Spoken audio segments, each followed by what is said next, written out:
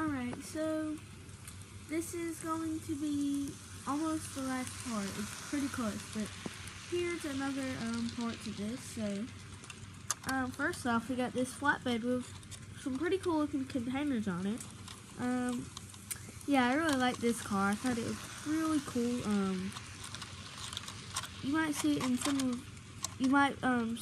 some of my other videos in the future, not back in the past, because I only got this yesterday, but pretty cool looking car. So next off is a lumber car. I've seen a few of these. You can see them on the Hartwell Railroad, but they don't own them, of course. They just use them to haul lumber. But overall, a pretty cool looking car.